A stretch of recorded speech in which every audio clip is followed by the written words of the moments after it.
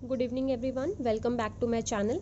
आज मैं आपके साथ डिस्कस करूंगी पॉलिटी के प्रीवियस ईयर्स के क्वेश्चन जो हमें C TET, H P TET, H TET, P TET में पूछे गए हैं पहले। ठीक है, मैंने कुछ क्वेश्चंस आज मैं आपके साथ डिस्कस करूंगी। सबसे पहला क्वेश्चन है, who among the following elects the Rajya Sabha members. इसका आपको आंसर है members of legislative assemblies, MLAs. ठीक है, ये लोग इलेक्ट करते हैं राज्यसभा के मेंबर्स को। राज्यसभा की टोटल सीट्स होते हैं 245, इन विच 233 is chosen by different states and 12 by president. ठीक है, इसके बाद है, which of the following systems of government was adopted by India, parliamentary and federal. जैसे कि अब हम सब जानते हैं कि जो इंडिया का गवर्नमेंट सिस्टम है वो पार्लियामेंट्री और फेडरल है। ठीक है, देन थर्ड क्वेश्चन है, how many parliamentary constituencies are reserved for schedule caste. 84 है एंड शेड्यूल ट्राइब की 47 है। ठीक है, 84 for schedule caste and schedule tribe की 47। Which one of the following fundamental rights is violated due to practice of untouchability in India. Untouchability को अगर हम practice करते हैं तो कौन सी जो फंडामेंटल राइट है उसको हम लोग एक तरह से नुकसान पहुंचा रहे हैं, या हम बोल सकते हैं कि उसका अनादर कर रहे हैं। ठीक है, तो है राइट टू इक्वालिटी, जो आर्टिकल 14 to 18 है, and specially in article 17 we talk about untouchability. मतलब कि राइट टू इक्वालिटी जो हम पढ़ते हैं आर्टिकल 14 to 18, एंड जो आर्टिकल 17 है इसमें हम लोग अनटचेबिलिटी की बात करते हैं। As per the constitution of India which one of the following is not a fundamental right. अब इंडिया के कॉन्स्टिट्यूशन के हिसाब से कौन सी फंडामेंटल राइट नहीं है, वो है right to property. Earlier it was a fundamental right but in 44th amendment in 1978 it was deleted. ठीक है, it was now deleted.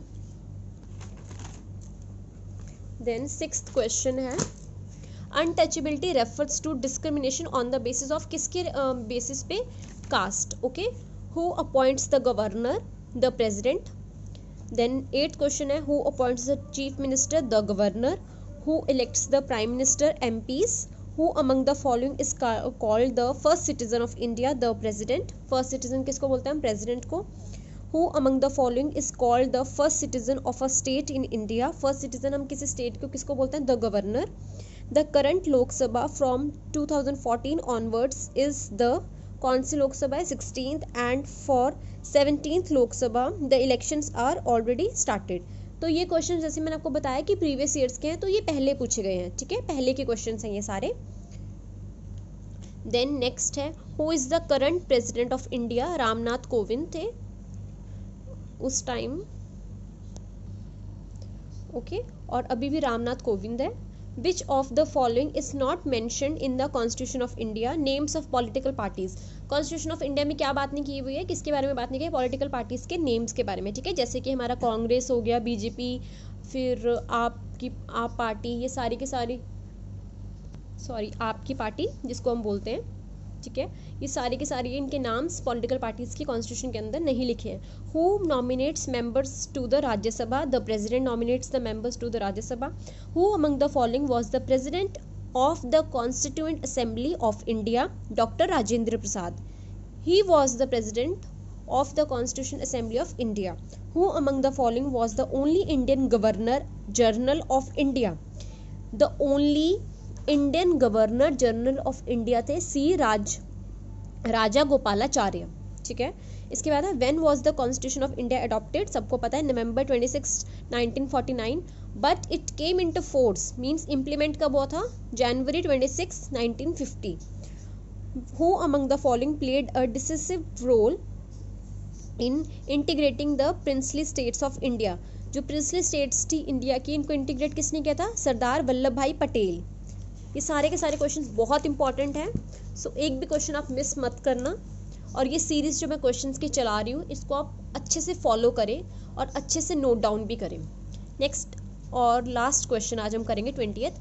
Who among the following was the chairman of the drafting committee in the constituent assembly of India, doctor BR Ambedkar. I guess 25 questions कर लेते हैं। Doctor BR Ambedkar drafting committee के थे। Then who among the following supervises the work of the patwaris, tehsildar. He supervises the work of the patwaris. Then आगे है, consider the following two statements about elections in a democracy. In a representative democracy, people participate indirectly by electing their representatives who make decisions for the entire country. B statement है आपकी, the governments can be changed by regular election. अब इसमें आपने choose करना है the correct option. First है आपका both A and B are false.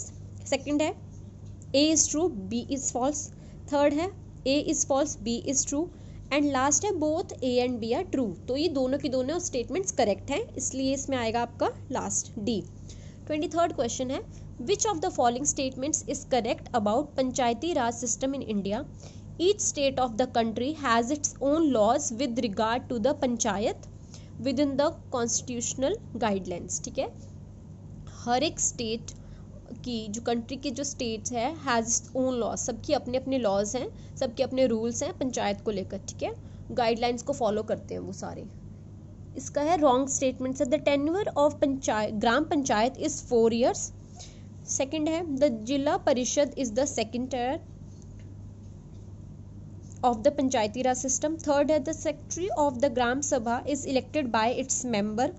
Fourth statement है, सॉरी इसमें आपकी 3 ही स्टेटमेंट्स है, तो क्या करेक्ट है इसके, क्या है जो इन्होंने बोला the tenure of gram panchayat is 4 years, तो ये करेक्ट, ये रॉन्ग है. इसका है 5 years. ग्राम पंचायत की जो टेन्योर है 5 years है. द जिला परिषद इज द सेकेंड टायर, नहीं थर्ड टायर होता है ये. फर्स्ट पंचायत होती है, सेकेंड होता है जनपद पंचायत, थर्ड होता है जिला परिषद. ठीक है, इसके बाद the secretary of the gram सभा is elected by its member, नहीं बाय गवर्नमेंट. ठीक है, गवर्नमेंट इलेक्ट करती है सेक्रेटरी को. इसके बाद हमारा 24th क्वेश्चन है, who among the following which is a correct feature of the barter system. Barter system का कौन सा करेक्ट है feature. It is a trade in which goods are exchanged without the use of money. ये एक trade है जिसमें goods exchange होते हैं without the use of money. Last है आपका Ramabai who championed the cause of women's education never went to school yet she was given the title Pandita because, क्यों दिया था Pandita. all statements are correct about Ramabai but the appropriate is, ये है appropriate. she could read and write Sanskrit, a remarkable achievement as women during her time were not allowed to acquire such knowledge. ठीक है, because she could read and right Sanskrit, वो संस्कृत भाषा लिख भी सकती थी, पढ़ भी सकती थी, और ये एक बहुत ज़्यादा बड़ी अचीवमेंट थी क्योंकि उसके टाइम की जो वुमेन्स थी उनको अलाउड नहीं था कि वो कुछ भी ऐसी नॉलेज वगैरह ले सकें. सो या this is the last question for today. कल हम लोग इसके आगे डिस्कस करेंगे. आई होप आपको ये वीडियो पसंद आई होगी तो please like share and subscribe to my channel. Thank you.